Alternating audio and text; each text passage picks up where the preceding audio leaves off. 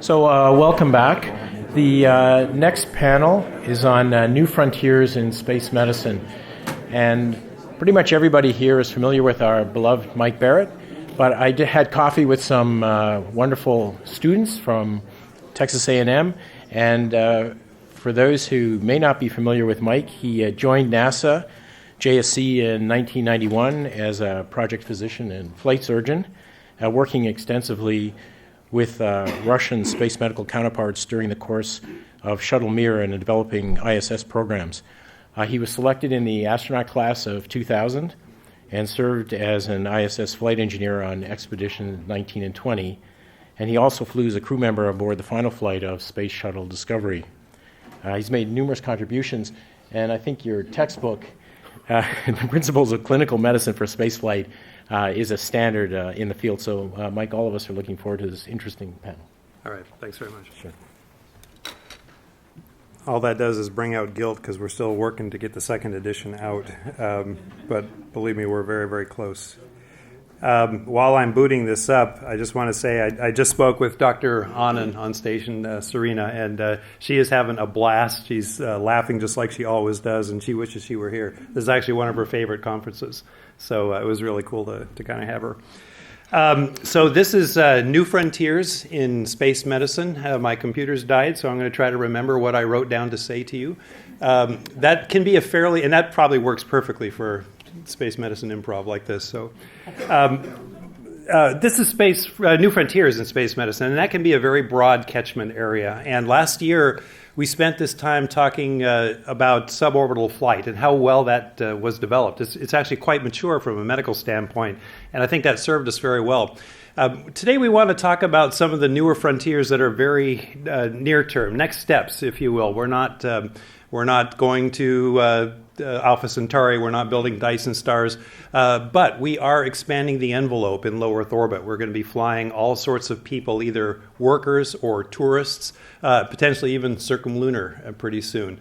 We're talking about potentially much longer durations in low Earth orbit, or in weightlessness, as we would say. And we are talking about going to the moon and going to Mars, and there's a lot of enabling technologies we don't have. Now, I would say we're in an interesting spot now that we didn't anticipate. It's a duality. Right now, we do pretty well in long-duration flight. There's an expectation that people can fly for 6 months and be very productive. That is what we train to do, and by and large, we meet our timeline, which is very complicated. And it's not like we're doing repetitive tasks on an assembly line. There's new experiments that pop up that we really have to rethink each time we do it, and we do pretty well. And so that's the new expectation: 6 months in space, and you're going to land fairly strong and fairly fit. And I think that's what we've demonstrated to the world. But at the same time, we've discovered things that we didn't anticipate, such as the neuroophthalmic syndrome, such as other things that have declared themselves. I guarantee you the next VIP is out there, and it's probably not very far away. And then there's other things that we've noticed as problems or as issues that haven't necessarily declared themselves clinically, like immune dysregulation, which is significant, but we don't know what the actual implications are, probably because we're not looking closely enough. Endothelial damage, various other things that are predictable changes with spaceflight that are maybe not a bad thing, but probably not a good thing, but we don't really know. So with this duality, we're faced with these new frontiers that we have to go forward with that cause us to think about the risk perhaps a little bit differently. So given a little bit of freedom, we've put a panel together that will address kind of a diverse swath of those enabling technologies and opinions on risk and enabling non-medical technologies such as advanced propulsion that will hopefully get us through these new frontiers. So this should be a lot of fun. Knowing these guys, they're all a lot of fun, with the exception of Dr. Kotov. But just kidding. Because I think of all these people, he's the one I've known the longest. But anyway, I would like each panel member, and I'm not quite as draconian as Don Pettit, but we will keep the introductions minimal. And I'd like you to kind of address some of the questions that I'd mentioned to you before, and we've pre-coordinated a little bit. And then we have some other questions in the wings, and then feel free to throw the grenades, as Dr. Pettit said. Now, one thing I will mention, and Dr. Robinson said this tremendously this morning, is we keep opening new doors of discovery. When we find things on station, new discoveries, they are not just curiosity discoveries. SANS is one of those. They are things that have tremendous implications to crew health. And so it's more than idle curiosity that makes us want to dive deep into discovery science on station, especially while we have the platform. So I want to keep that in the backdrop as we talk about the new frontiers, because we want to do those simultaneously. So Leroy, let's start with you. I think everybody knows Leroy Chow. And I had asked you to comment a little bit about international models for doing some of this research, and in particular, next generation from space station international models and how we might best optimize those. And I'd like to ask you, what's working great for station, but what would you really like to see improve for a next-gen project? Okay. Well, thanks, Mike, and hello, everyone, again. And I'm not a medical doctor and didn't even play one on TV, but I did fly a long-duration flight, and based on just personal observations of changes of some of the effects of microgravity and the space environment on the human body, really got me interested in the topic. And I concluded that out of all these changes, none of them are good. Right? And fortunately, I wasn't too affected by any of them. But that interest brought me to the NSBRI after I decided to leave NASA, and I worked with Jeff Sutton for a number of years and really enjoyed it. The ISS, I think, is an imperfect analog because if you're talking about deep space exploration, you're going to be beyond the magnetosphere. So one of the biggest things we think about the radiation effects, it's going to be obviously up on the station is a much harsher radiation environment than here on the Earth, particularly for the galactic cosmic rays because you don't have the atmosphere to help filter those out. But it's better than being here on the Earth using synthetic methods to generate the radiation environment. So as far as the international framework that Mike asked me to talk about, you heard me this morning talk about the big success of the ISS being the international framework and getting the partners to work together. And I think for research, as most of you are academics, you will agree with this, most of the research work, international cooperation or cooperation in any event is going to help synergize and get us results more quickly. And we need a real test bed like ISS in order to develop and test out these countermeasures. So I am all for international collaboration going forward, despite this morning in the panel bringing up the fact or that most of the time when you do international cooperation, you don't save money. A number of reasons why it's less efficient, why you actually end up spending more money. But I still think it's worth it. And I think our experience on the station from your research side, of course, as you all know, but also from the operational side, the fact that we were cooperating with Russia meant that the shuttle was able to support Station Mir, keep it flying actually many years longer than it would have. Similarly, when we had the Columbia accident, Russia stepped up and allowed us to continue to operate on board the ISS, including my crew, Expedition 10, aboard Soyuz TMA-5. And so I think that this framework that we've got, it works very well. It is more expensive, but especially in when we're talking about doing research and development on biomedical problems and helping to solve and come up with countermeasures to fight those to enable us to go farther and deeper, then it's definitely worth the price. And it's my conclusion is that it's a good thing. Okay. Thank you. Dr. Dunbar. Yes. So maybe because I'm an engineer, I took this literally on New Frontiers, and I'm thinking technology. So I'll talk about some of the things that we're looking at Texas A&M in particular, but are generic to, I think, many areas, many institutions. And one of them is wearable technology and diagnostic technology, especially if you can miniaturize it, where a crew member has an equivalent of a Dick Tracy watch, and it's collected quite a bit of data on you, including your ID and where you are. I know the Russian space station, they just tested basically a locator on the crew so they knew where they were on mission control in case they closed a hatch behind them accidentally during a leak detection. But in the future, this device you might be wearing, and we have a wearable technology group at A&M, and I think one of the researchers is here, is that you'd have all this data, and you wouldn't necessarily have to dump it to anything. It would be in communication with your very smart habitat, and that habitat might be controlled by a machine learning entity, and it would know where you are, it would know your data, maybe even know your metabolic parameters, how much oxygen you consumed at rest and how much CO2 you put out. So that's sort of the future on the New Horizons part of it. The other area that is much more down to earth that we're actually actively engaging in right now is bringing the NASA centrifuge that was at UTMB and had been in storage for a while, is building an annex to one of our human performance labs at A&M, and that's under Dr. Susan Bloomfield, if she's around here somewhere. Oh, she had to leave. Okay. And the faculty member that we brought on board, who worked with Larry Young at MIT on centrifuge work, is Dr. Ana Diaz-Artias, and I saw her up there. And what we want to do is start looking at, recognize it's still a centrifuge and you still have Coriolis effects, but start looking at fractional G effects, especially on the cardiovascular system, which is where Anna has a lot of her expertise. And so we're in the process right now of building that building, and we hope we provide a domestic opportunity for researchers to do centrifuge work here and not have to go overseas, and our university is wholeheartedly behind that. So understanding what happens to the body during fractional G in ground-based tests is important, as well as is smart technology for the future. All right. Thanks, Bonnie. I like. Okay. Should I say something else? Yeah. No. Okay. As you like. Yes. Again, as talking about this new frontiers in space medicine, I'd like to mention about what directions we're working in Russia and Roscosmos, and especially IMBP, for future medical operation on future space missions.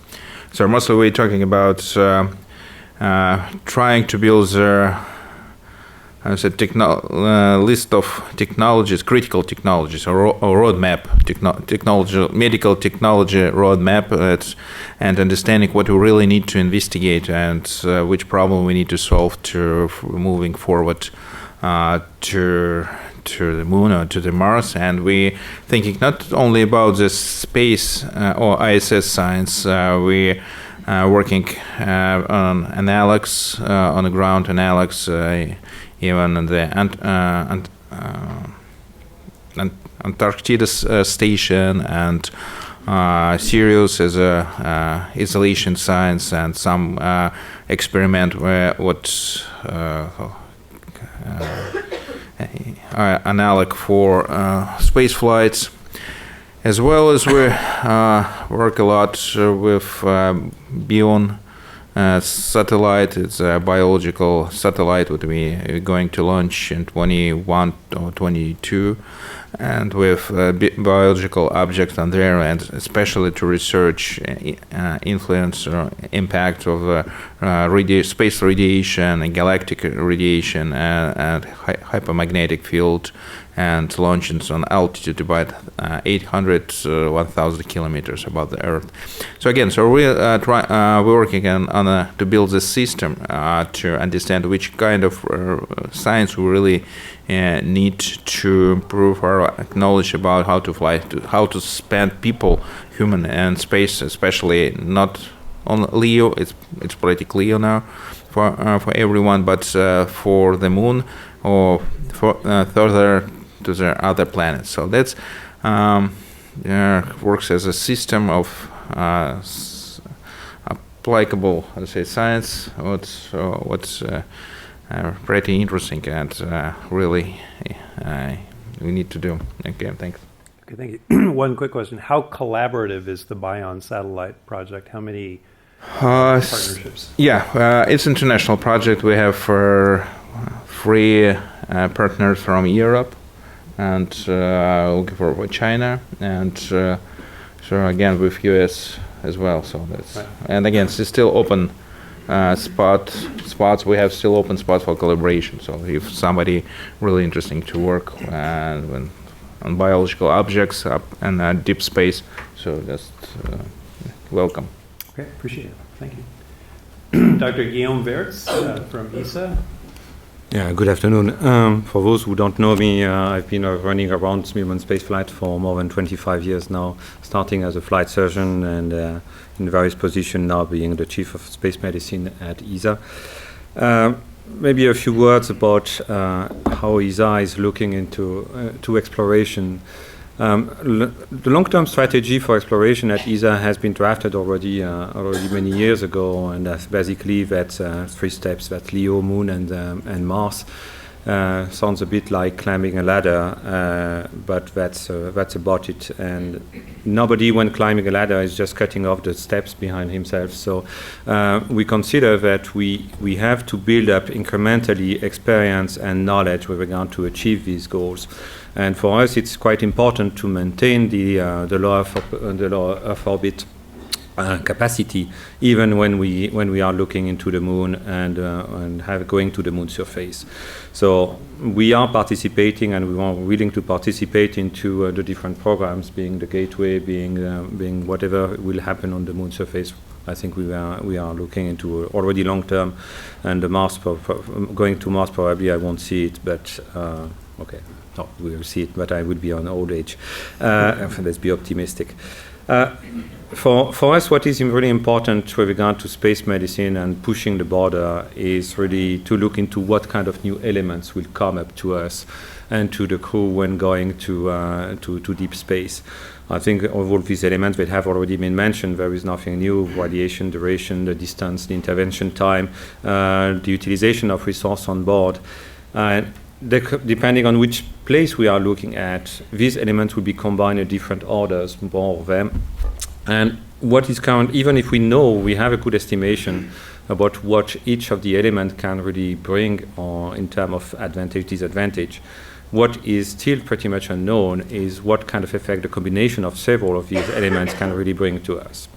And that's really something where we have all together internationally in cooperation trying to establish the most efficient research and validation program, to make sure that wherever we are going, we have a good estimate of what are the risks that we will encounter. And based on that, we will have a better grip, even if we will never know exactly everything what can happen. And as you mentioned, Mike, there is always new stuff coming out of the box. But at least we be a bit more comfortable into sending people there and evaluating the risk to which they will be facing. Also adapting standards, crew standards, selection, what kind of astronauts have to be chosen in order to go to some specific places. And also looking into the development of commercial spaceflight. How comfortable are we all together in the medical community into sending people who are not selected into deep space? What about tourists going to the moon? What about the long-term effect? That's something which currently is not explored, and if someone knows, I would be quite happy to hear from him. But that's exactly for us, for the time being, the questioning that we have in front of us, and which is building our roadmap. Okay, appreciate it. Thank you. Okay, Dr. Kevin Fong, I think, is fairly known to the community. We imported him from the UK to give a little fish and chips atmosphere to everything. But I will have to say, before he speaks, I have learned so much from this man about how to communicate science to the general public. He's an incredible gift in doing that. And has done so as a BBC broadcaster and various other forums. So if you ever get a chance to hear this incredible radio voice, please do so. But today, we're talking about New Frontiers. Thank you, Mike. Can't fail after that build-up. So I'm Kevin Fong. So I continue to wave the flag for space, human spaceflight and space medicine in particular in the UK. In terms of the frontier element here, I guess the thing that I wanted to talk about is pre-hospital care as it applies to space medicine. And I wanted to bring that up partly because these days now my day job is flying with one of our helicopter emergency medical services in the southeast of England. So if any of you ever come to England, see me again, it's probably because you're having a really bad day. But I say that because when I started out in this 20 years ago, the first paper I got my library to get for me was by Bruce Hutchins, and it was about the medical facility on what was then in Space Station Freedom. And it was like someone had taken the sick bay from Star Trek and put it into a space station module, and it had a bench you could strap people down to and do surgery on them, and it was a full medical suite. It was a module given over to medicine. And of course, the whole paradigm moved away from that quite rapidly. Later, on subsequent visits, I came back and I was an intern, basically dotting the I's and crossing the T's on the medical operations requirements documents for a vehicle called X-38, which was effectively a space ambulance, but was thought to be over-engineered and was roundly cancelled. And again, that was the right decision, because the concept of operations became primary prevention, stratification of risk, prediction of what our likely scenarios are going to be, and the realization that we needed almost none of that capability. And so at 250 miles altitude, I think that works. Primary prevention, rapid exit to home at early onset of pathology. But I like to think that we're entering what one could easily consider the second age of space, where we're both looking now, and everyone on this panel has kind of mentioned it in one way or another, either architectures which include remote destinations for much longer periods of time, but also, on the other hand, with the ingress of the commercial players, we're looking at more heterogeneous populations with a lot more comorbidity than we're used to. And so this raises the question again then, what should the shape of our medical capability in the field actually be? Now, the reason it's timely to actually consider this with some level of maturity is because in the 20 years since Bruce Hutchins wrote that paper about what space stations should have as medical facility, medicine has changed. Medicine is more and more about being something that if you're sick, the medicine comes to you as quickly as it can come. Either it comes down a fiber optic cable in the form of something to your mobile device, or it comes physically on the back of a helicopter. And actually, in the world of space medicine, we're still in the old paradigm of if you're sick, you've got to go to the definitive care. And so I don't say this because I believe that we should have doctors on our missions. That might be the case. But I do think that we need to have a very good hard look about what our capabilities should be. And I think that we need to have a good mature thought about what that might be. And the conclusion might be that we should just have what we've always had, which is not very much. But these things will define mission architectures, they will define crew compositions, they'll define the way that we train.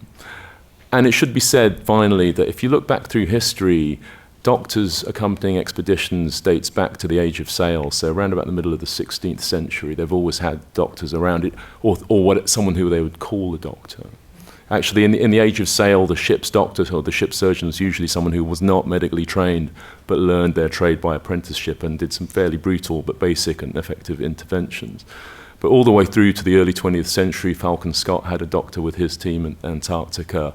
Edmund Hillary and Norgay Tensing had a doctor on the mountain, Michael Ward, for the conquest of Everest. So if we are going to go forwards into this future without significant medical capability in the forward area, we are parting company with 4 centuries of tradition in expedition environments.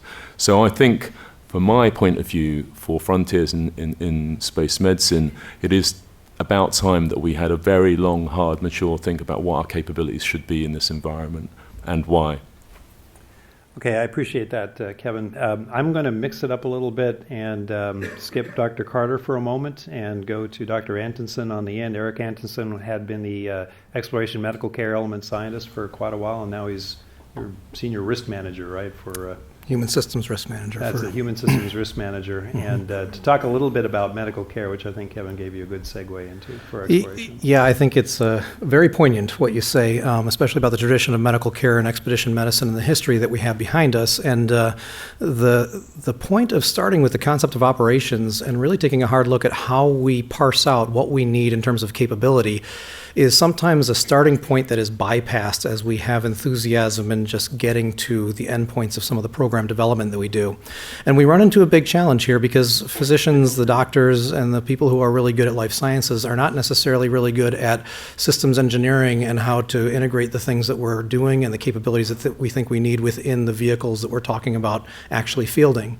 So as we stand up the Gateway program, one of the key philosophical things that we have to keep in mind is if our ultimate goal, if that new frontier, the one that's farthest out is Mars, how do we keep a Mars forward bent in the way that we design this and plan for those mission capabilities so that we actually learn within this next step that we take, how we can best prepare for that mission that's beyond the moon, right? We're all standing up and looking at how do we go back to the moon? How do we go back to the surface? How do we learn all the things that we need to learn there to be able to do these missions that right now are sort of panning out somewhere between 30 days, maybe out to 90 days. Those discussions are still happening. And that's further outside of our experience than we've ever been before. But when we talk about going to Mars, and what we're going to really lose in terms of tactical advantages for medicine or for health and human performance in general, it's really key to be able to understand how to boil those down to inform us. We lose the ability to evacuate, period.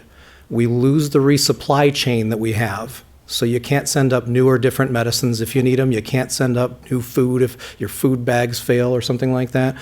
And, fundamentally, those are critical things, but most of the operations we do today on the space station are done with a huge amount of expertise at your beck and call, whether that is dealing with the engineering realities of the maintenance of the space station, dealing with the complexities of the scientific experiments that we're doing, or being guided through medical procedures and how to do things that maybe somebody who isn't a physician never had to do before.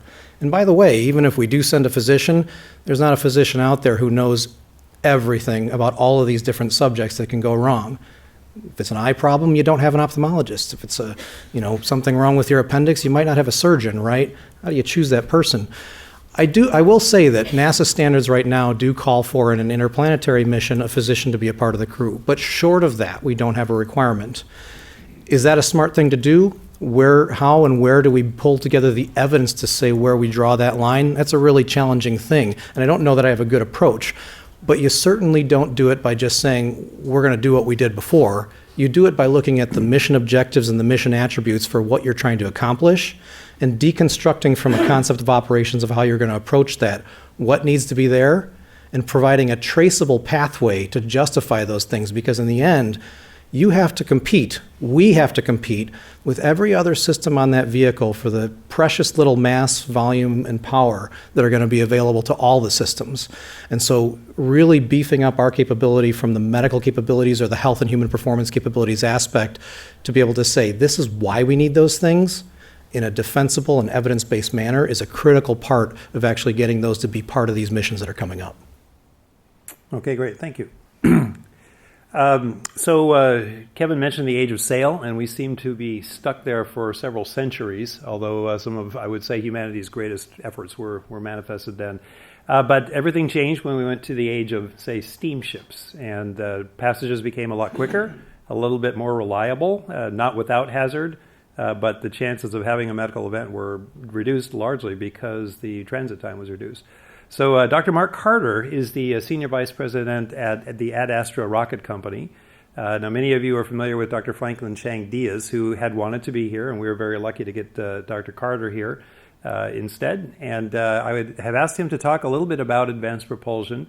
And some of you may be familiar with the Vasmir engine and where that stands and what that offers to us at this point. Yeah, thanks. Franklin would have liked to have been here and would be, much more in tune. I'm sort of an odd duck on this panel, but I think the real important approach that we have to change here is actually setting up infrastructure so that you can move more cargo more effectively to where it needs to be at lower cost, so that you can ultimately go faster and reduce radiation problems and things like that. And the way to do that really is through higher specific impulse. I don't know how rocket oriented you people are, but I think if it takes too much propellant to do anything, you wind up just hauling propellant around all over the place. And it's just too expensive to do. It's not sustainable. The way we went to the moon with Apollo is not a sustainable way. So Franklin has always pushed towards trying to get a more sustainable thing using tugboats. It's very analogous to using tugboats on the planet to get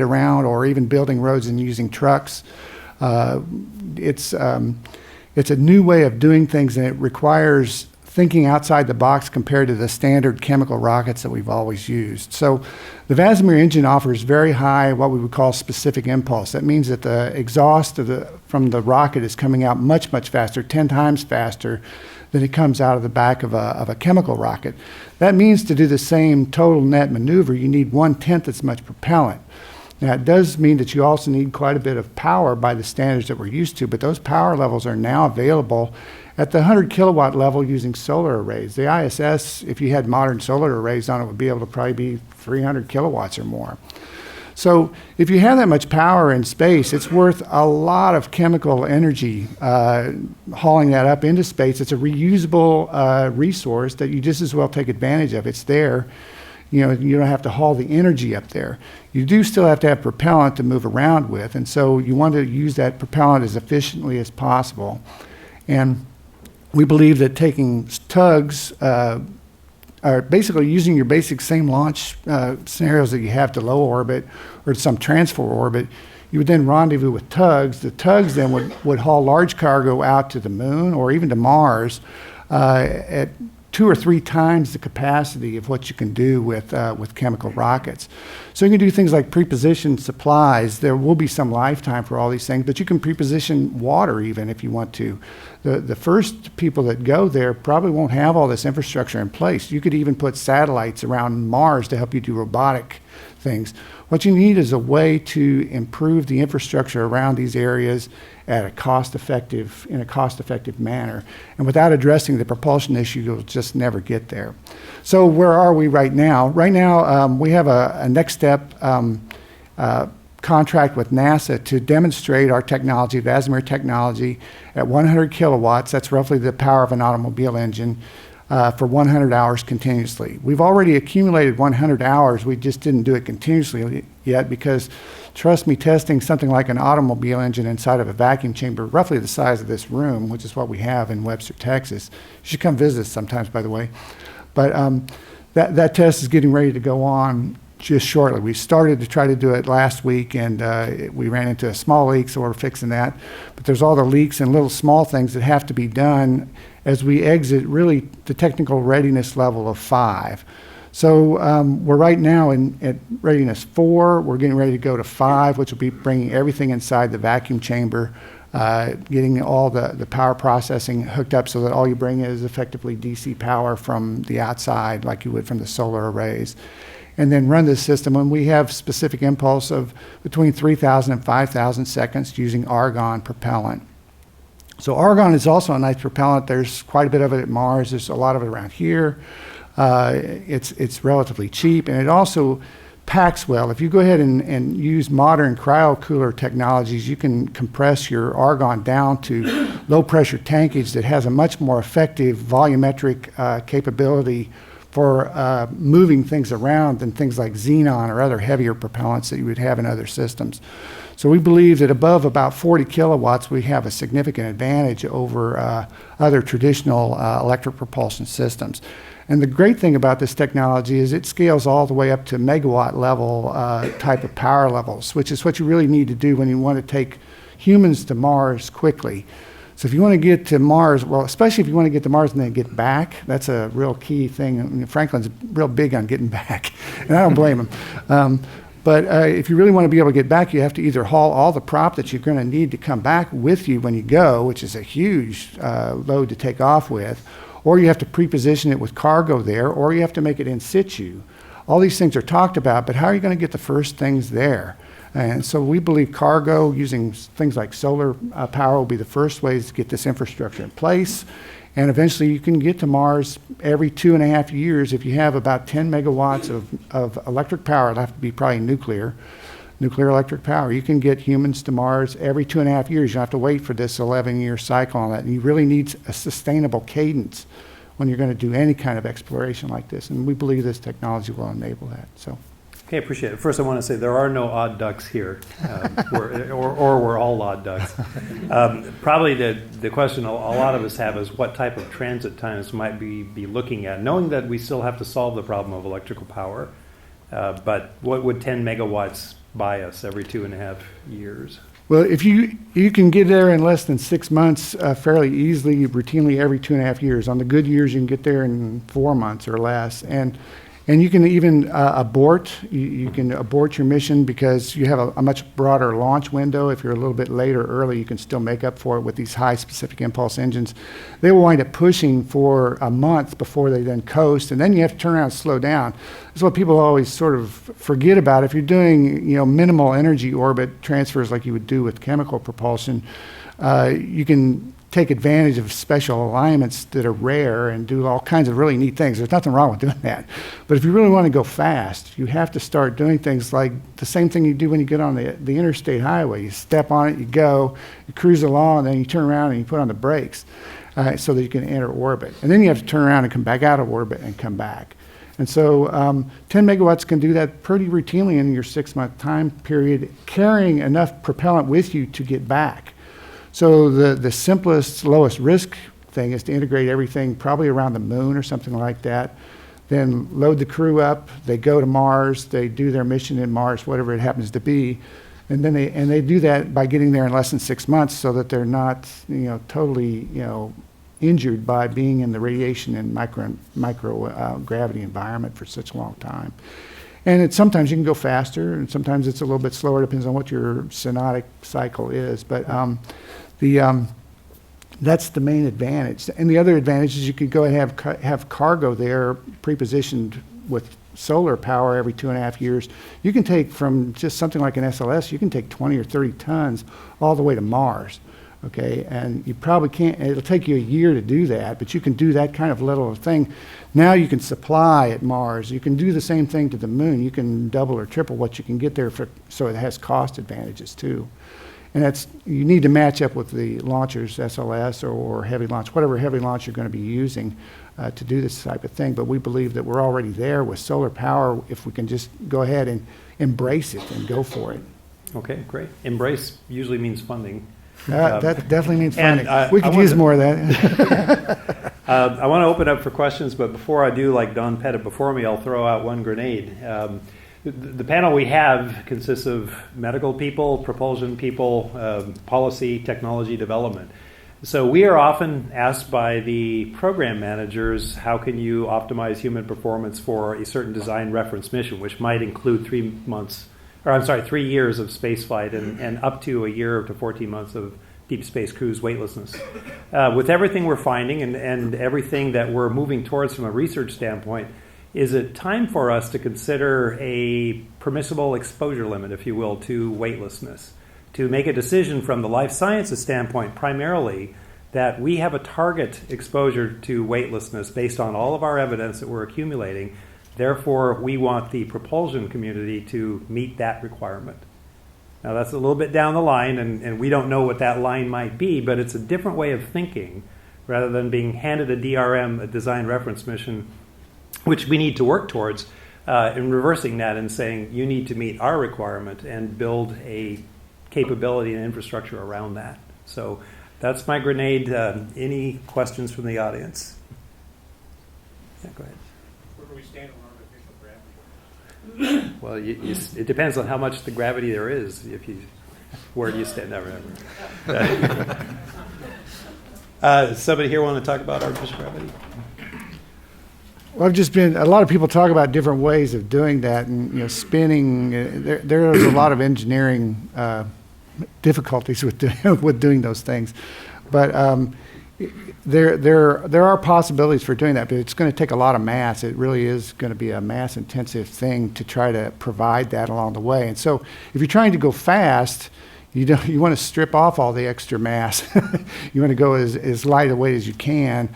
If you are going to be up there for a sustained period, then you probably do have to think about doing something like that, and you have to build a fairly large structure in space. That's my opinion. I'm not an expert at it. Yeah, okay. A couple words more. Okay, if we're talking about the short arm centrifuge, for example, again, it's not easy to do from engineering point of view. Again, because I have a mass rotating inside this space volume with pretty high speed.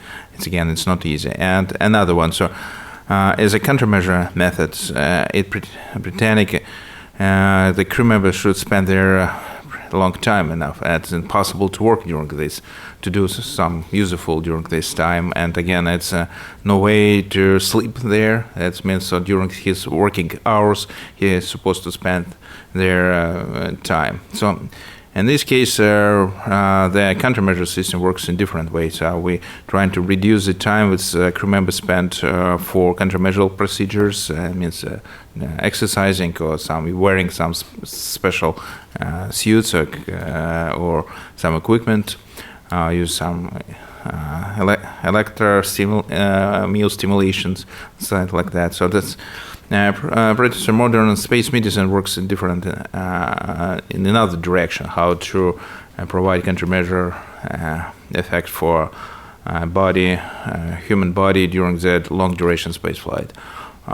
So again, so it's still a continued investigation even in IBP for short arm centrifuge, just to see the effect inside this machine as a centrifuge, but more likely, more operationally, then we're working in another direction.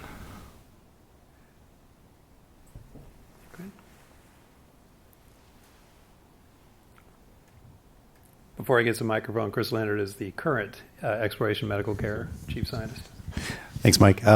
So I just wanted to follow up on something that Bonnie raised, and this is a truly philosophical question, I guess, for the panel. One of the challenges that I have is that we are finding more and more ways to collect more and more physiological and medical data on people. And the challenge that I have is, if the data is not actionable, what do I do with the data? And as we develop these new spacecraft, we're going to have data architecture issues and data transmission issues as well. And so in my other line of work in emergency medicine, we always say, you don't ask a question you don't want the answer to. So if you collect all this data, but you don't know what to do with it, how do we then make it actionable? That's a really good question. So I brought up some examples that are not actionable by the flight surgeon. They're actionable by the environmental control and life support system. So I recently listened to a presentation at the International Conference in Environmental Systems, which was held in Albuquerque, where the lead flight controller for the station, and looking at 20 years of data, where they're trying to predict the consumption of O2 and the prediction of CO2 production, find it almost impossible, and they're trying to manage all of that. Now, there's probably a baseline metabolic rate for most people, and it's probably different in zero gravity, at least we observe that, than it is on the ground. In fact, I remember on one of my flights where we tried to raise heart rates on the treadmill and couldn't get them up very high. So if you have some sort of parameters around an individual in terms of notional heat load and gas production and consumption that you can exchange with your smart habitat, that is actionable data. It goes into the machine learning. But the flight surgeon may not care as long as they are consuming oxygen and putting out CO2.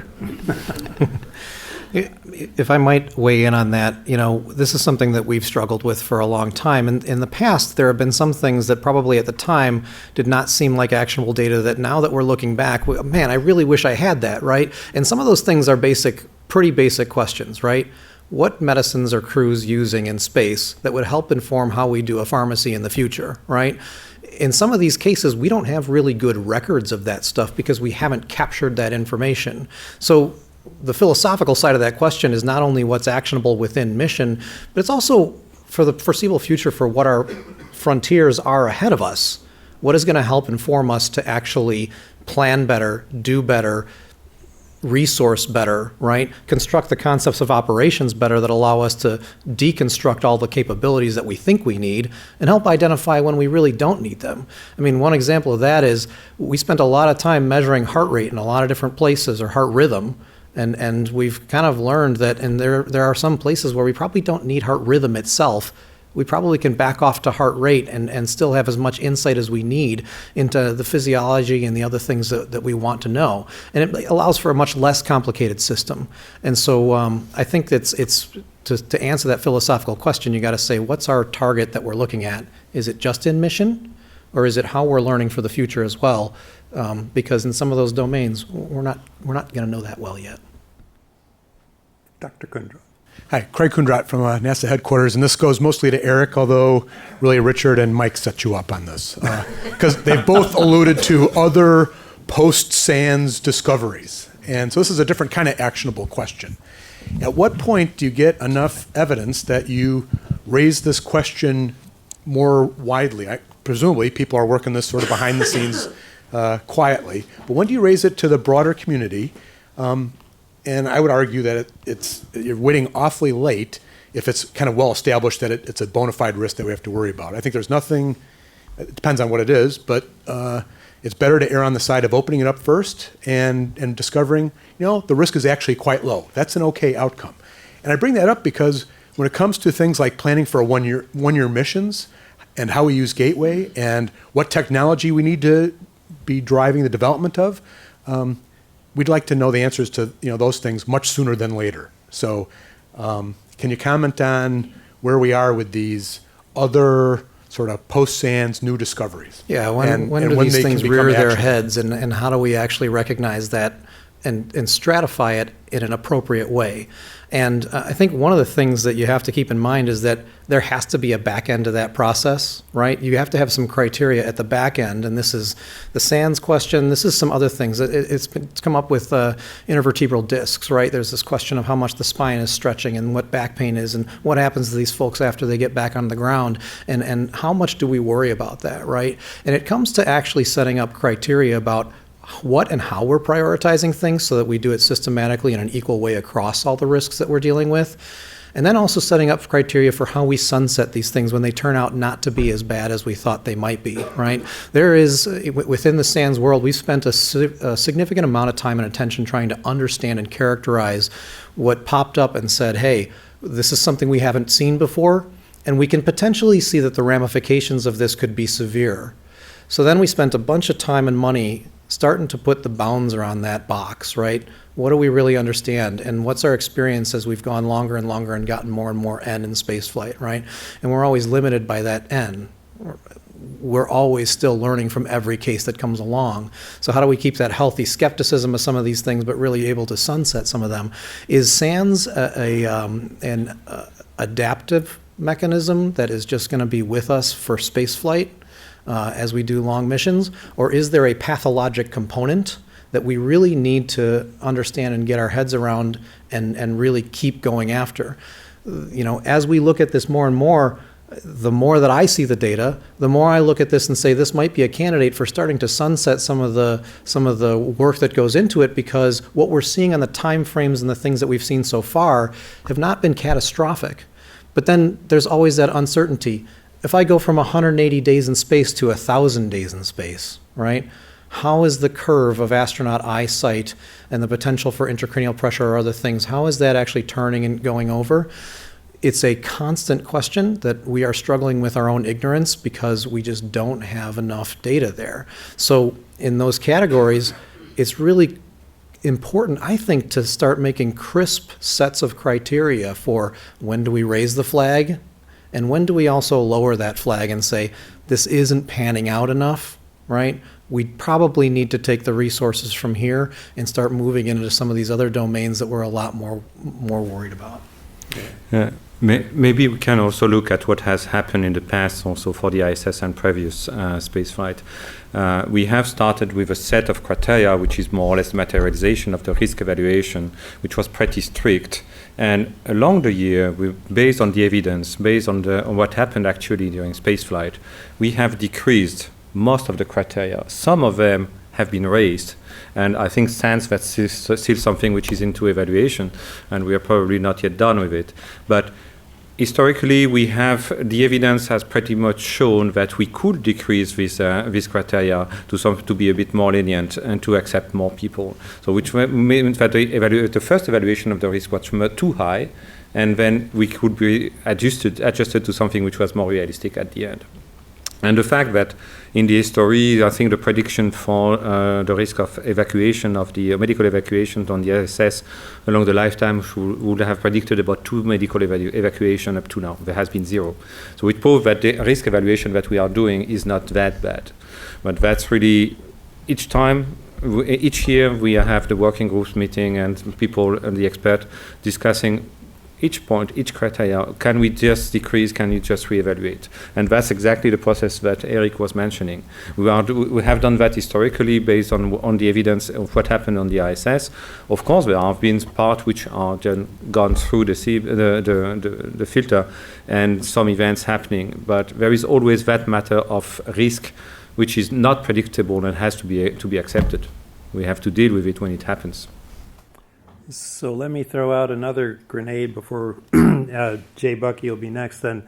So I was definitely of the opinion that I didn't think we needed to rewrite Guyton's textbook of physiology for zero gravity to make a decision to go to Mars. I think I've changed my mind on that because we found so many non-intuitive, even counterintuitive physiological phenomenon. Neurophthalmic is one of them. The central venous pressure, thoracic pressures, fill in the blank here. I mean, why is sympathetic tone maintained during the state of vasal relaxation? There's a lot we don't know. Some may, again, not be that bad, I agree. It is probably not necessarily good for you. If we look at only the map to human exploration, that's one channel of risk acceptance and thresholds to maybe sunset some of these things. But I would posit that we're on the verge of flying a lot wider envelope of people into space. Commercial spaceflight is coming. And there will be a lot of people that aren't nearly as selected as the astronauts. Not that, I'm any Olympic specimen, but we're fairly selected, and that will widen tremendously. I think we owe it to this population, really to civilization, to use whatever resources we have to characterize this response as thoroughly as we can. And again, I've kind of bit-flipped just because of the discoveries that we've seen. So given that we have this station, given that we have the capabilities, and we'll not have it again for a long time, I'm almost of the opinion that a total body dipstick is warranted. Do they still use that phrase? Doesn't look like it. Okay.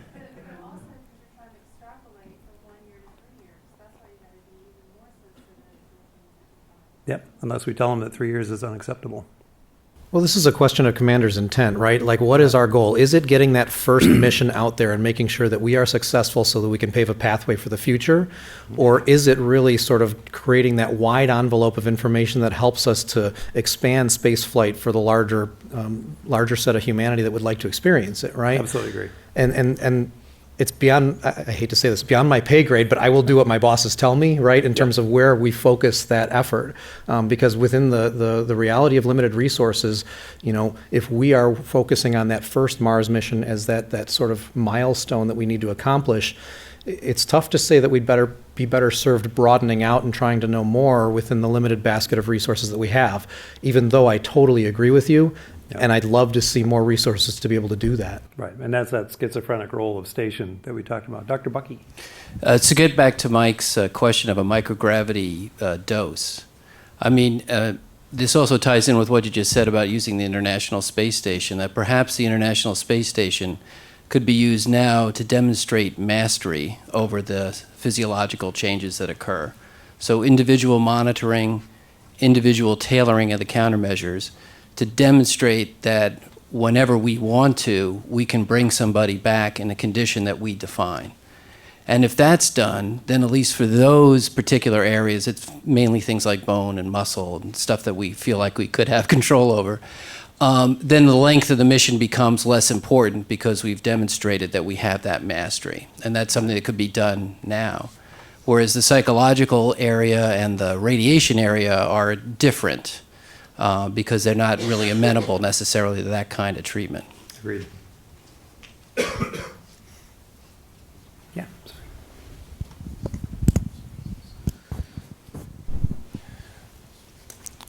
From a crew's point of view, the most dangerous phase of a flight is launch. And landing.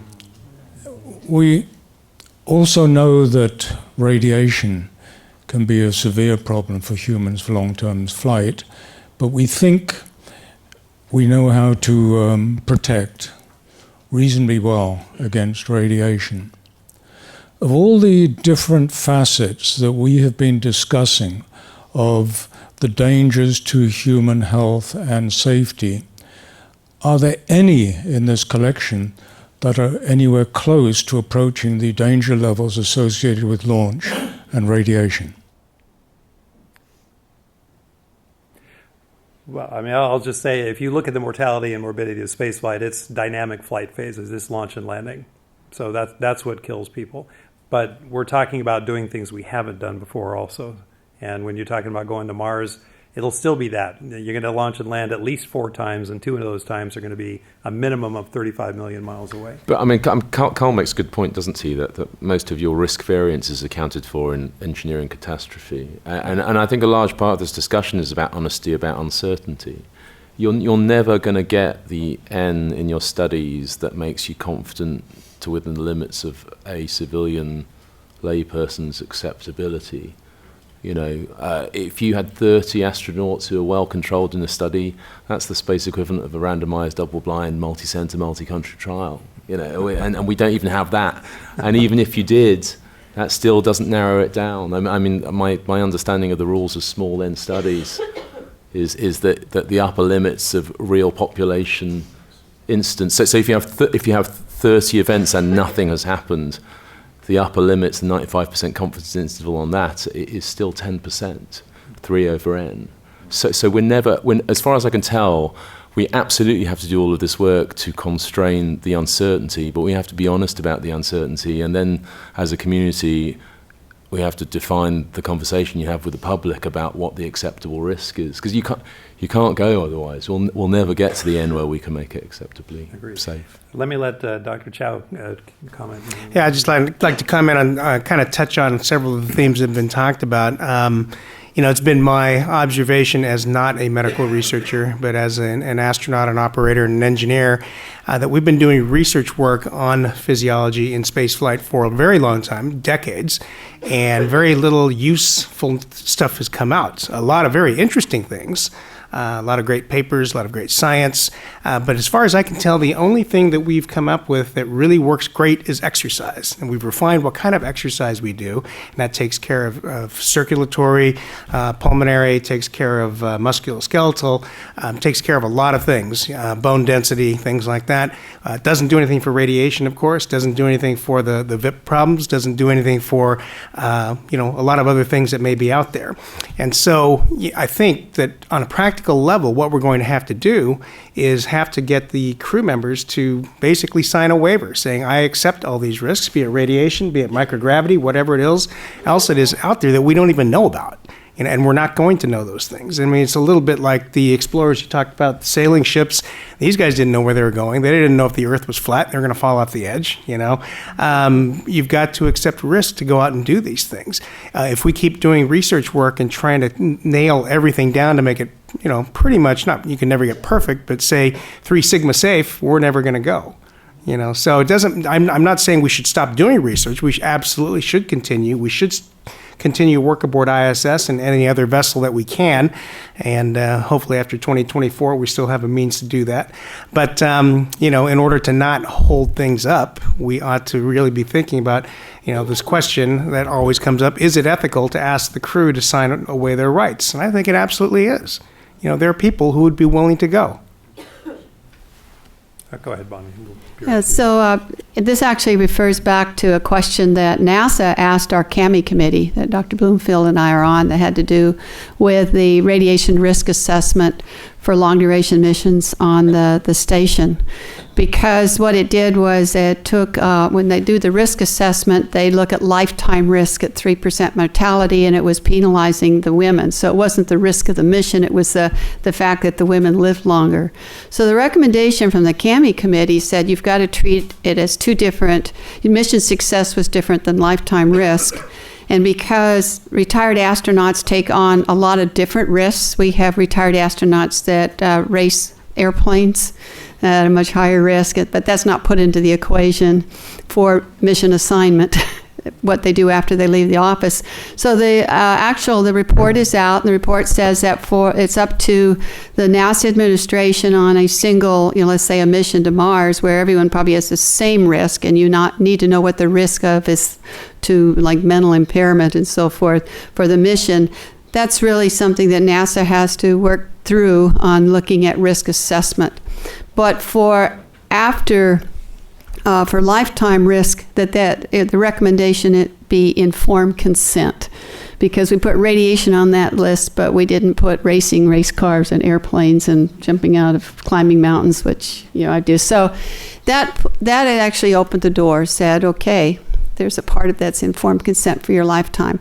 But again, that radiation data is not based on any empirical data brought back from past astronauts. It's based on populations that date back all the way to World War II and current radiation workers, which may or may not apply to the current population. Yeah, one really quick comment. When we tightened the radiation standards in 2003 to a 1% excess mortality to meet the 95th percentile confidence interval for 3%, we proposed just that, actually wrote a proposal for informed consent, and we're very quickly reminded that it's the agency that takes the informed consent, not the individual, because the agency takes a risk beyond the individual, and that died in its tracks. Well, that's too bad, because the National Academy was pretty firm in its recommendation that since when a person leaves the agency no longer should take that, sign that risk assessment for them. When they leave the agency, the piece. But that's where the 3% is. It's lifetime, not during the mission. Yep, I understand. That was their point, Yep. is that if you're doing lifetime risk, then that's up to the individual. But the key word remains informed consent. And to be informed, you need to have an evaluation of the risk, Yep. which is exactly where we are studying currently. Well, having run a museum of flight for a while, I will tell you there's a fuzzy world there, because when you have an air show and people buy a ticket for the B-17, they sign an informed risk piece of paper. Do they really know what the risk is on flying on the B-17 on that particular day in that particular weather condition? With that pilot, yes. Well, I've flown on a B-17. Is it really bad? It's a fun plane to fly. But We salute your patience. Go ahead. Thank you. My comment is actually very much along the same lines. I didn't know I was going to be sitting next to Carl, so I will respectfully object to this equivocation of the risk of radiation being the same as the risk of launch or the risk of reentry, when there are magnitudes of difference. And a radiation-induced illness, right, takes the form of a late-occurring neoplasia, which may or may not be fatal. Right. And without the longitudinal studies, how are we to say what that risk is, right? We have occupational standards based on dose, but not all dose is created equal, and the particle spectrum in near-Earth orbit or in deep space is very different than the particle spectrum due to ground radiation sources. So without those longitudinal studies of astronauts who have been in space, we're basing our risk assessment on something that has not been shown to actually pertain to that situation. So I would love to see more studies, dealing with high LET radiation from GCRs. And when we talk about the risk of a radiation-induced event, say on a Mars mission or on a lunar mission, what we're really talking about is the likelihood that a solar particle event will be directed at the spacecraft of sufficient severity to cause not a stochastic health effect, but an acute radiation effect to that crew. As a point of information, when we made we drafted the informed consent policy, it was shortly after we lost the bird, lost Columbia. And so when you come to the astronaut office and say, we need to protect you from a 1% increase in cancer risk of exposure induced, that it really doesn't register. So I would agree with your relative risk assessment. David. Just to point out the obvious, we've been talking about the physiologic effects that can produce problems for astronauts, but 50% of everything that goes wrong in the world is human error. It's 90% when you include design error in it. Now, NASA probably does a spectacular job in training to try to reduce human error and redundancy, but it's out there mixing in with whatever else is going to happen, radiation or otherwise, and we don't know much about how that will happen, but the more we understand the neurobiology of the radiation effects and others, we have a better idea of understanding what kinds of errors might occur, like a short-term memory error, where the person suddenly has sort of what appears to be like an Alzheimer's condition. They can't remember things that they just saw yesterday or heard. We just need to be mindful that the brain is the organ of behavior, and so we're going to have to watch it too. Yeah, absolutely agree. Yeah. I'd like to. Go ahead, Guillaume. With regard to radiation effects, there is one part which has been very much investigated, and that the risk of cancer. That's actually what the NASA model is based on. But there are some other aspects, and I concur with what you say, which is the long-term effect of chronic exposure, and actually what kind of impact it might have. There has been very interesting studies shown by our Russian colleagues in a symposium in Europe last year, which shows, at least in animal models, a very clear decrease of efficiency in the animals after this clinical exposure.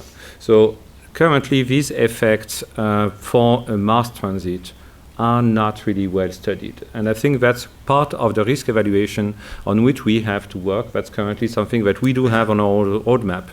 To try to see what kind of model we can build which might better calculate the risk to which the astronauts going to Mars might be exposed. And currently, I do not have a satisfactory answer that I have got or I can give. There is no.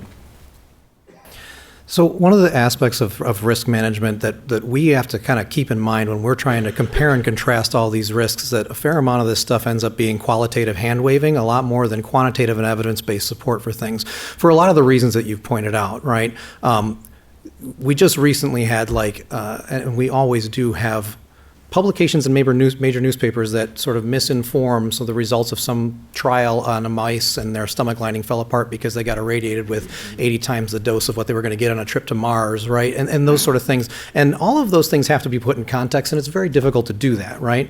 Currently, the NASA official risk posture on acute radiation exposure for an SPE, with the expected levels of shielding and other mass that's within vehicles and how we expect to be able to move that mass around, we're at an acceptable level with those things for in-mission consequence, and we're not actually that worried about it from what we know to date. Now, what the place that you're talking about with the long-term cancer risk, right? Pretty much across the board, everybody in here, just because you're human, has a 12% risk of getting cancer anyway. So when we talk about 3%, that's 3% above that. And that's a cycle of different things where we've made assumptions all along the way, starting with the Hiroshima survivors that she was talking about, getting to extrapolation from animal models, not having actual dose rates that are realistic, and having all these doses dumped into things at the same time, right? And so we're making a bunch of assumptions in every step of the way. We make them conservatively, right? I will throw out a couple of real numbers, though, because you bring up launch and landing, right? As we go to longer and longer out, we lose the benefits that we get from selection, right? The longer exposure in space, you're going to not have as much benefit you get from that selection of as healthy a person as you can get. It's just the reality of exposure. The risk of dying for launch and landing for the space shuttle was living in the 1 in 80 or 1 in 90 chance, statistically at the end of the program, right?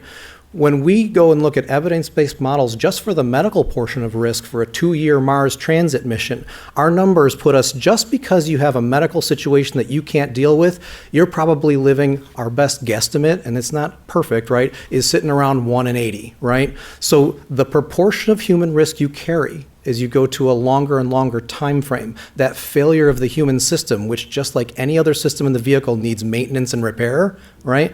That proportion changes. The launch and the landings get smaller as a total proportion of risk, and the failure of the logistics train and your ability to repair technology in the vehicle, and the failure of the human because of the stacking of all these risks, radiation exposure, cognitive decline, medical insufficiency for taking care of things, that gets larger and larger, and you need to be aware of how that changes. Go ahead. It wasn't long ago that NASA had identified among its top 4 risks behavioral health. and not only for the individual, but for the functioning of the crew. And I haven't heard it mentioned. Well, Have you retired that risk? Have you found the magic pill? Or are we pretending it isn't there because you're selected by the astronaut corps for your country? Well, which would imply that our selection process is perfect, which we demonstrate otherwise. I will go back before I open that to the panel. In 2001, when the astronaut office was asked to report out to the Institute of Medicine for what eventually became Safe Passage, the astronaut office itself named a top 4. Behavioral health was one of those, next to radiation, bone, muscle, and autonomous medical care. I would say that we have made a quantum leap in behavioral health. What we see on station right now is very, very advanced compared to where we were, and that's everything from selection to training, building expeditionary behaviors, supporting crew members when they fly. We're not perfect, but I would say we've made tremendous strides. But can we transfer those directly to a Mars scenario? Probably not. David, you look, Dr. Dinges, you look. Okay. Wow. Enter that into the log. That's good. Thank you. But I do think so. We're not going to get to any level of certainty that anyone's really comfortable with, certainly in wider society. I think that the first expedition to Mars, so there's a precedent actually in expedition history whereby people go, the first time people go to a new location, they go and then no one goes for another 50 years because they realize it's expensive and it's very dangerous. And that happened with Antarctica, and that happened with the circumnavigation of the globe, and it happened in countless other locations. And I think Antarctica is a really good guide for the way that this is going to go, actually, because Scott and Amundsen go in 1912, Scott's team entirely die, no one goes back until 1956. And when they go back with the equivalent of Vasmir. They go back with a DC-9 with jet assist takeoff bottles because they know that the long trek is dangerous. And I'm pretty sure this is how we will do this. I reckon if you had to put a gun to my head now and say how we're going to go, I think you'll go on a sprint mission to Mars. You'll take one of the very opportunistic synodic opportunities with an 8-month out, 30 days on the surface, 8 months back, which puts you inside the window of microgravity exposure that we know that we can do. And not that long exposed on Mars, and reduces all of your radiation risks. And then people realize it's still bloody dangerous, and then you'll wait for Vasmir to come along so you can get there and back in 4 months. Right. So let me just turf that to Dr. Carter for a moment then. So what Dr. Fong is describing is very Apollo-esque. We made it to the moon and back, landed on the surface and back 6 times, just barely. That was on a margin, which is very uncomfortable to us right now. Do we want to do something like that versus build an infrastructure that's sustainable? So we're not going there and back just barely. We're going there with abort options. We're going there with an infrastructure that is inherently built around the first human mission. Well, I think you really do have to do this sustainably, because Apollo was another example where, they did go more than once, but it was, we haven't been for a long time. And I think that if you don't make this sustainable, people will they lose interest in it in a way. I know that with the shuttle, that was more sustainable for quite a long time, and people did sort of lose interest there, but at least you had something constantly going. When you sort of disappear off the radar, people go to Hollywood for their space excitement. And it's pretty hard to beat Hollywood. But I think you really do have to build infrastructure. I think if you don't do that, you're just you're going to be doing a stunt. And I think a stunt is it would be nice to do if you had a really good reason to do it, like, for instance, a Cold War you want to win or something like that. But if you just want to do it for the benefit of humanity, I don't think that's your approach. You want to do something where you're more able to live in space, survive in space. Maybe you have stations or something that are along the way that help you, that have large centrifuges or something, so you can actually operate semi-normally for a while before you make the next step. And all that takes a huge amount of logistics and infrastructure. You have to build, you have roads and dams and all these things on the ground. You'll have to do something along that same line in space to really expand the horizons. So you got to start close and work your way out. I think that's what we're trying to do. Right. And you got to get the cost down. People will get tired of paying for it if it doesn't have something that's an obvious payoff. Right. That's mostly the orientation of some states also to talking about strategy and exploration strategy to look into sustainable exploration of the moon and the moon surface. So the idea is now really to go from the pure exploration to settlement, and for that we need effectively that level of infrastructure. I don't want to dwell upon the moon village, which is more mostly a cooperation concept more than a design, but still it calls for a presence and a sustainable presence on the surface. Yeah, so I had a question that kind of follows on a couple of the others earlier, but since we're talking about sustainability, I'd like to comment on that too. And I think the only way that we're going to really want a sustainable presence with the kind of things that you've talked about is a partnership between government and commercial.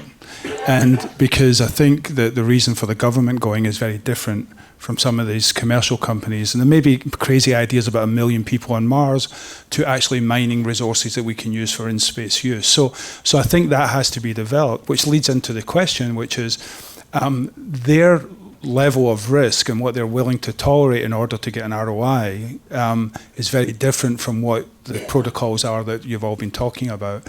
And one of the things that comes up, a lot of the focus on this informed consent and so on has been about the individual. You're going to go up. Are you willing to accept all these following risks? We've got all these studies. We know what we're doing. And the answer probably, and at least most of the people I know who've already been, would probably say yes again. But if you have this issue where an event, a cosmic ray hit or something causes a momentary aberration, that's no longer a risk necessarily to the individual. It's a risk to the mission. So how does that get factored in? I mean, that research needs to be done, and I'm sure it's been done already. But the astronaut saying, I'm willing to go because of my health risks, may be a different tolerance to the mission risk because of some of these things that we're learning. And I'd like to hear what people think about that. You want to take it? Well, that's exactly what we were struggling with at the CAMI committee, because first you want to talk about risk to mission. So we wanted to, and I don't think we have the answer to that yet. We sent the first, I think, galactic cosmic ray detector on Curiosity, if I'm not mistaken, to really understand the flux. And then we have to try to relate that to what the human might experience in terms of dose response. And the only analog we have right now is we put these poor rats into a beam for some period of time, and we create some pretty bad results. But the humans are up for longer, don't have the same dose. There's talks about cell recovery or medications. But the point is that at the end of mission, when you get to Mars, is there any cognitive degradation? And I don't know if we have an answer to that yet. I may have known, but I forgot. You're using my excuse. So I will, kind of on a macro level, when you say what are the implications of an individual's health on the team, when we do health simulations, often the first thing we'll do is kill off the doctor on a crew. And that's not trivial, and there's historical precedent for that. The first fatality on Captain Cook's mission on Endeavour around the world was the ship's surgeon, William Braun Monkhouse. And if any of you saw National Geographic's series on Mars, which was last year, I believe Dr. Dinges had a hand in this, but they were asked what would be the biggest impact to the crew, and, well, killing off the commander, which is what they did. And I think they handled that brilliantly. So, by the way, season 2 is starting this month. But we do think about that. So, I'm sorry. Yeah, I mean, as far as your question goes, Dave, that's a good point, and it's something to consider. But I think if you're signing up for the risk, you're signing up for the risk. And so that's just part of it. Now, something you said kind of concerned me. If the agency has to sign that waiver, I can't imagine a single NASA manager I've ever known who's willing to do that. Well, so that's where we got that means NASA's not going. That means that means Elon Musk is going to go, and astronauts who've left NASA are going to go. So I would say that mechanism, which is very familiar to us, even though it's uncomfortable down on the individual level, doesn't work at the agency level. I think that's all that says. I don't think it says we're not going, but we're not going the way we would have in the age of sail. Yeah, but I don't think we're going to get much better based on our track record over the last 5 decades. I'd like to make just one comment about Elon's mission. He presented it in a very large keynote speech at IAC in Guadalajara a few years ago. And there was a throng of young people there. It was like a rock star, and he unveiled his very large rocket that's going to take several hundred people to Mars. But when it came down to the details on the questions, he was asked how long it would take to train for that mission, and he said 2 days, and most of us said maybe you might get partway through the waste management system training on that day, but not for 200 people. And of course, everything else about life support and it was not there. So that is kind of a bookend to this discussion. If you really did that, that's going to be the ultimate risk. I think that's a wonderful vision, but not based in good grounded engineering right now. And then on the other side is where we become overly conservative, and where a lot of those of us who happen to be women that I'm no longer in the program, we're looking at the statistical analysis that really penalized the women. It meant you had to almost fly. A woman going to Mars would have to be an unflown astronaut at a certain age because it closed in the window so far. And you're really talking about the mission, and most women would sign that informed consent.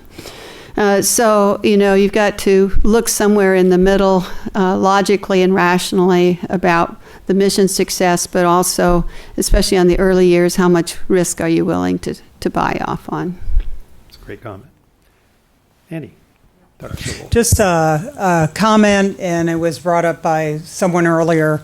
I visited the Hiroshima survivors, and it's very interesting data that transgenerational effects have expressed themselves. So I'm wondering if that's some of the phenomenology we should be looking at for astronauts and their families. Specifically, diabetes, hypertension are far more prevalent.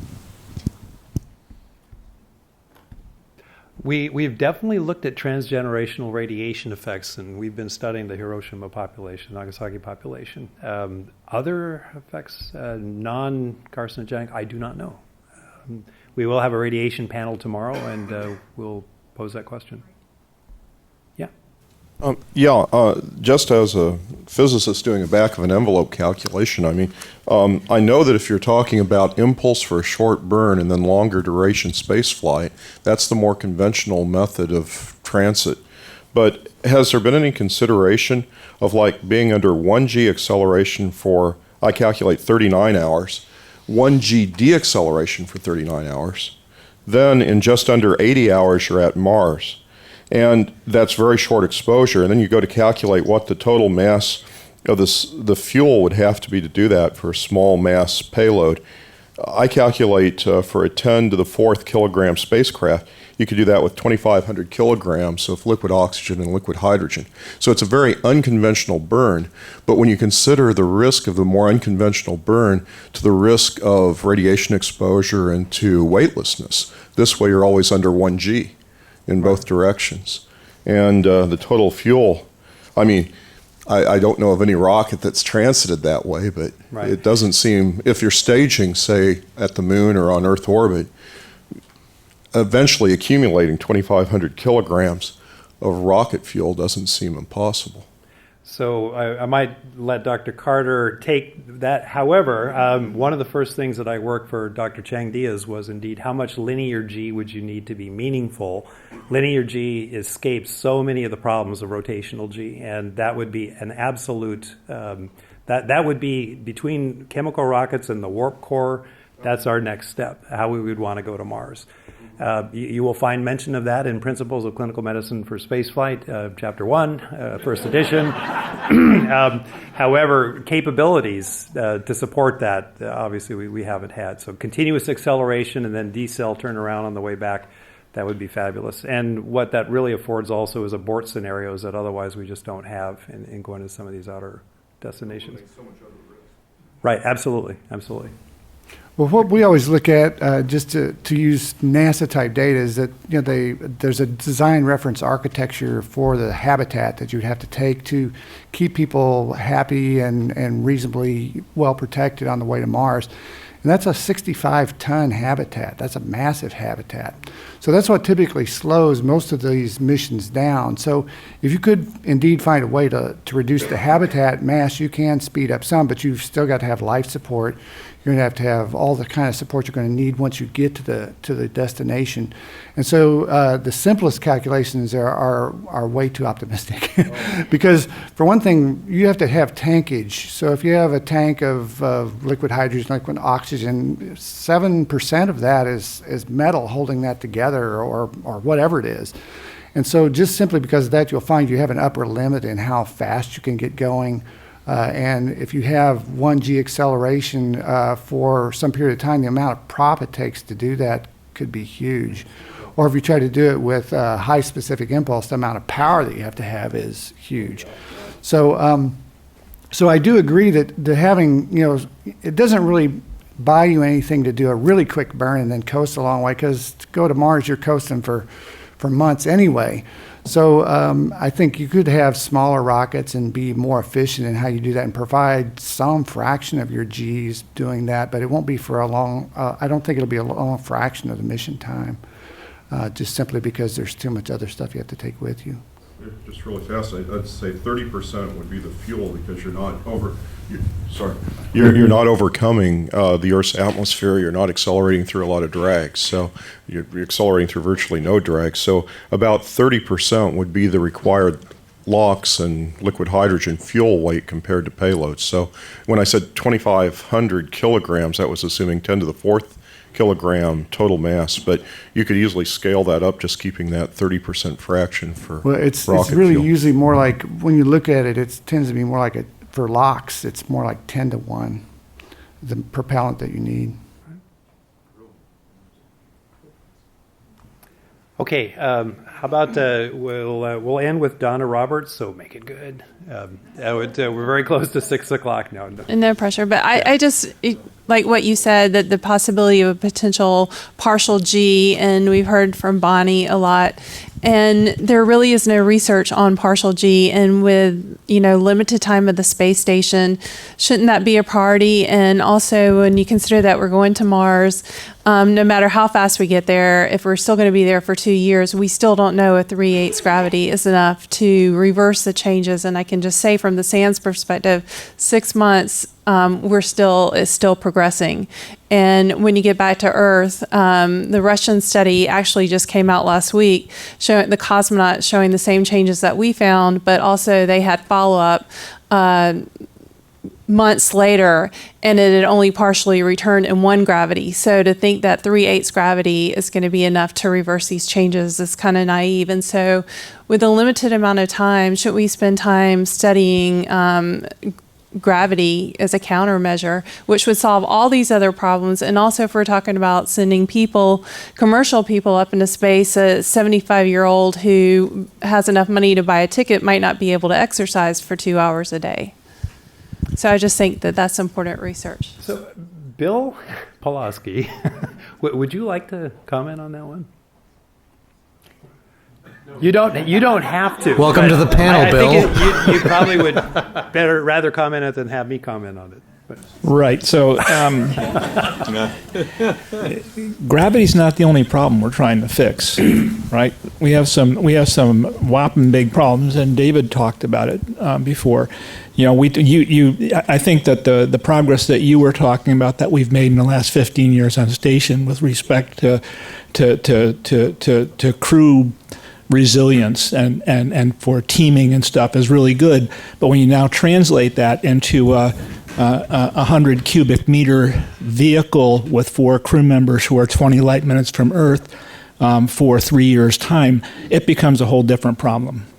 And that's a huge thing that keeps me awake a lot more than VIP does. Right? VIP we're going to probably figure out.